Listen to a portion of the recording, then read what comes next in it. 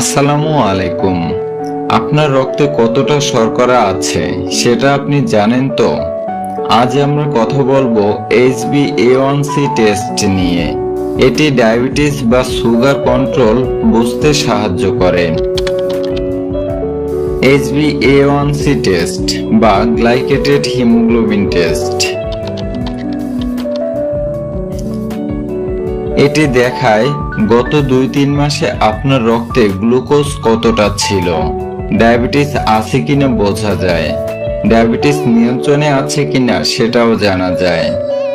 যাদের ঝুঁকি আছে, ওজন বেশি, পরিবারে ডায়াবেটিস আছে, তাদের জন্য অত্যন্ত জরুরি এই টেস্ট।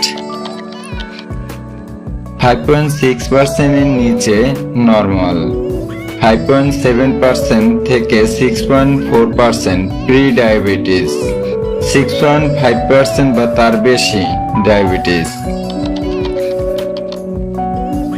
HbA1c টেস্টের জন্য খালি পেটে থাকার দরকার নেই।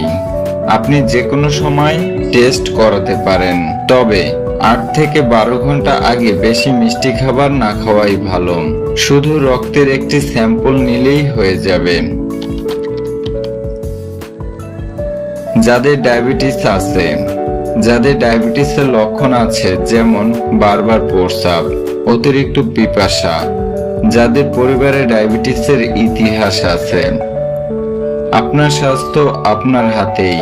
সময় থাকতে HbA1c টেস্ট করুন, নিজের ডায়াবেটিস ঝুঁকি জানুন।